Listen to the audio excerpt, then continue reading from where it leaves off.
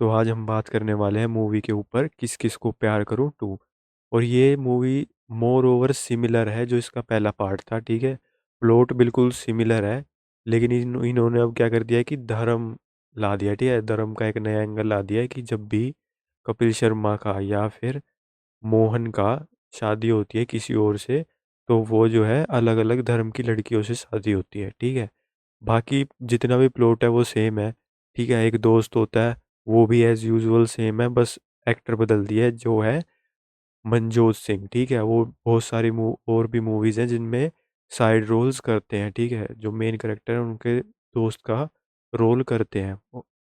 और अगर मूवी की बात की जाए तो ये एक रोमांस ड्रामा मूवी है, लेकिन कपिल शर्मा है तो कॉमेडी क्यों नहीं हो। और हर जगह कॉमेडी ऐसी नहीं है कि काम नहीं कर रही, बहुत अच्छे से काम करती है। और जहाँ होनी चाहिए वहाँ होती है, ठीक है। लेकिन मुझे एक बहुत बड़ा कह सकते हैं कि ड्रॉबैक लगा कि इनके गानों में, ठीक है। एक हनी सिंह के साथ गाना है, आपने सुना भी होगा। तो वो जो गाना है वो ऐसा लग रहा है कि मूवी के लिए बनाया ही नहीं है, बस ऐसे ही ठूस दिया है।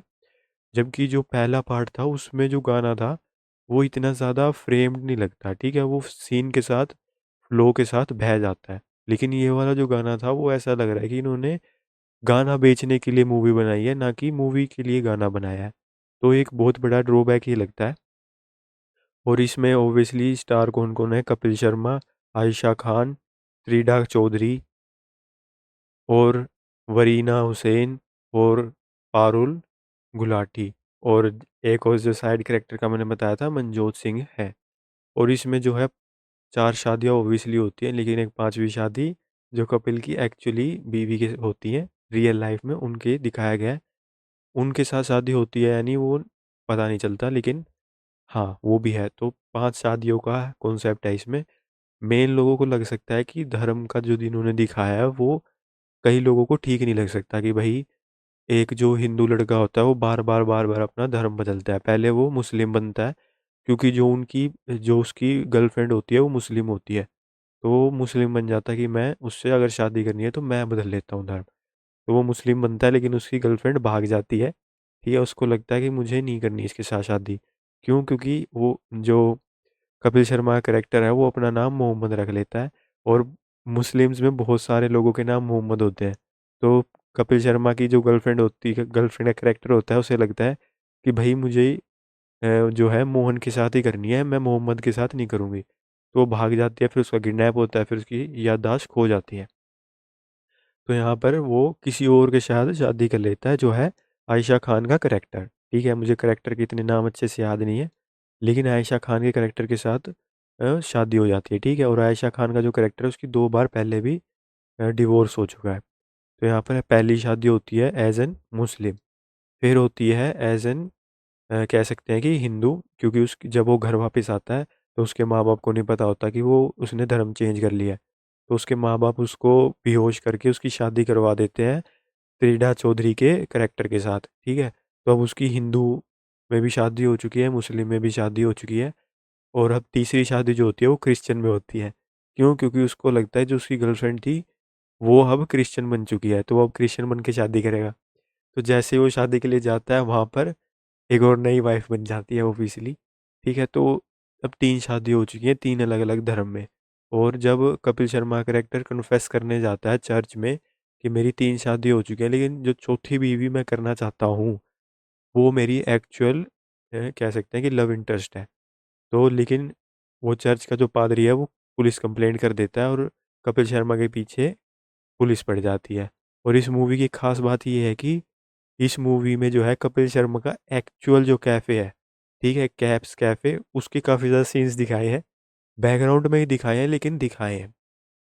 जिससे खुद का प्रमोशन भी हो रहा है, समझ रहे हो? पीछे मार्केटिंग भी चल रही है अगले की। तो जब जै अब हो चुकी है 3 शादी, और चौथी शादी जो है वो ऑब्वियसली अपनी गर्लफ्रेंड को ढूँढ रहा होता है, लेकिन उसके पीछे पुलिस पड़ी होती है, जो कपिल शर्मा कैरेक्टर है उसके पीछे। जब वो एक्चुअल में ढूँढ लेता है जो उसका लव इंटरेस्ट होता है, तो उसे पता चलता है कि उसकी याददाश्त खो चुकी है, ठीक है? याददाश्त खो चुकी है और वो अब सिख बन चुकी है, सिख या पंजाबी जो भी होता है, ठीक है? अब वो सिख परिवार में रह रही है और वो सिख नहीं है। तो अब वो दोबारा से सिख बन जाता है, ठीक है? अब उसका सारे धर्म हो चुके हैं लगभग, जो मेजोरिटी धर्म होते हैं वो बदल ही चुका है। हिंदू था, फिर मुस्लिम हुआ, मुस्लिम से फिर हिंदू हुआ, फिर वो हो गया भाई क्रिश्चियन, फिर हो गया अब सिख। ठीक है, उसने सारे धर्म ट्राई कर लिए हैं। और इसी के बीच में काफ़ी अच्छी कॉमेडी भी होती है। ठीक है, तो कॉमेडी के मामले में कपिल शर्मा कहीं भी लैग नहीं करता, और मूवी कहीं भी छोड़ती नहीं है तुम्हें। प्लॉट सेम सेम है, बिल्कुल सेम ही प्लॉट है। हर जो पत्नी है उसको खुश रखने की कोशिश करता है। ठीक है, किसी को हर्ट नहीं होने देता, सबकी मांगे पूरी करता है। और वही जो बीच में कॉमेडी होती है कि भाई यहाँ से भी छुपा रहा है, वहाँ से भी छुपा रहा है। तो मूवी ओवरऑल जो है काफ़ी अच्छी है। लेकिन इसके ही साथ को और भी बहुत सी मूवी रिलीज हुई है, जैसे कि एक बहुत बड़ी मूवी है धुरंधर। ठीक है, धुरंधर से कैसे compete करेगी ये, आई मुझे नहीं पता। ठीक है, क्योंकि लेकिन इसका जॉनरा जो है वो काफ़ी अलग है। ठीक है, रोमांस, ड्रामा और कॉमेडी। अब जिसको कॉमेडी मूवी देखनी है वो देख सकता है, लेकिन अगर किसी को एक्शन मूवी देखनी है तो वो धुरंधर देख सकता है। दोनों ही मूवी बहुत बढ़िया है, और ये साल के आखिरी में आई है। बाकी पूरा जितना भी साल था वो इतना खास गया नहीं इतना। तो अगर मूवी की बात करें तो ये उन लोगों के लिए है जिनको रोमांस, ड्रामा और कॉमेडी देखनी है, और ये जो अपना जॉनर है वो पूरी तरीके से फुलफिल करती है। तो यही था इस पूरी मूवी का रिव्यू।